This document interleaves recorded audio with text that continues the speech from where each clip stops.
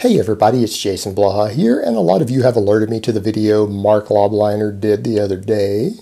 Very shortly after I made my video where I was very respectful towards Marc and the whole scam that happened with an unapproved and banned stimulant being found in one of his products that MTS does in fact manufacture.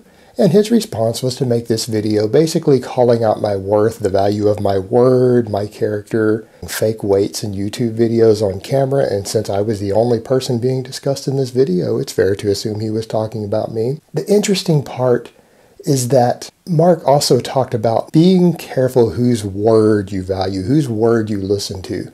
Well, that's really funny, Marc, because early last year, if I recall, a representative of your company, Tiger Fitness, approached me for a paid writing job. I felt like they lowballed me and I said, no, I can't really accept that offer for that type of money. I don't feel like committing an hour of my time every week for that little money. They came back to me 2 weeks later with a much larger offer. In fact, how much value does your company place on my words? Well, here's a screenshot of the bank statements from all the payroll deposits from the writing I did for you guys last year. In fact, I want to say that you and your company value my word at about 40 cents per word. Does that sound about right? Sound about like the agreement Tiger Fitness and I came to? Pretty close there, Marc? 40 cents a word or so? So I think it's fair to say that as far as paid writing goes and as far as publications on the internet go, my word is pretty valuable. As a matter of fact, I know for a fact I was the highest paid writer for your website last year. I spoke to the other writers. I didn't tell them what I made, but none of them made anywhere near what I made per word or per page. So I think it's fair to say, Marc, that you and your company place a high value on my word. So thank you for letting everyone know that they should look into whose word they value or not, and thank you for that endorsement. Of course, the other thing that needs to be addressed is that Marc down in the comments below once again implied that I was racist. Back before he hired me to work for him and his buddy Nordstrom were talking about me being an anti-Semite, and I thought I cleared all of that up when I explained to Marc personally that my mother was in fact Jewish. And I in fact told Nordstrom's lawyers, one of his lawyers in person, that I didn't appreciate him implying that I hated my dead mother.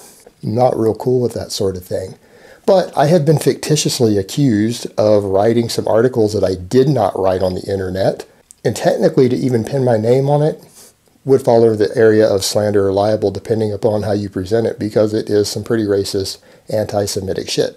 But I'm not even going to ask Marc for an apology. I'm not going to ask Marc for a retraction because Marc already knows that he's done this before. He's accused me of being racist before, which is completely unsubstantiated.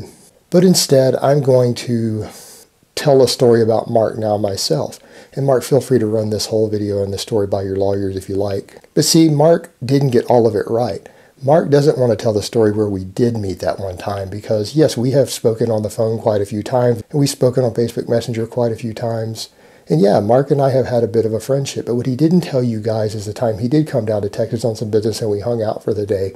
And we decided to, go eat a little bit of Texas barbecue, shoot some guns, go drive through the Texas countryside a little bit.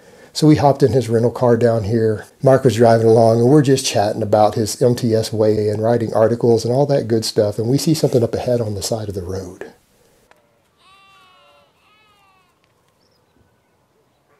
And I'm like, hey, Marc, slow down, dude, slow down. I think that's a goat up there.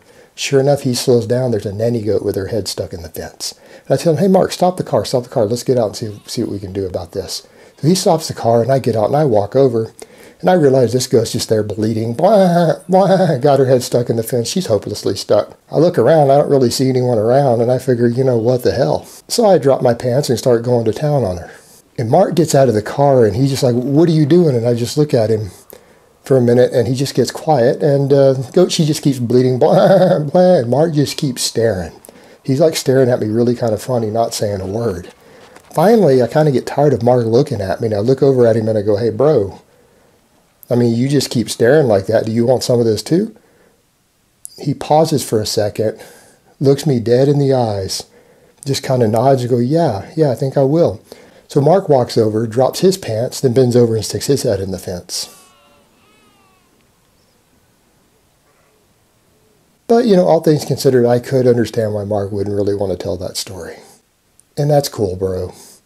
Alright guys, but that's really all I had to say on that today. I just wanted to make this video clear that I wanted to thank Marc for endorsing me and the value that he and his company actually places on my words and on what I have to say.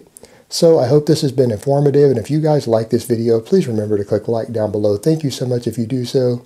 So I hope it has been informative, and I will talk to you guys next time. It's not a game.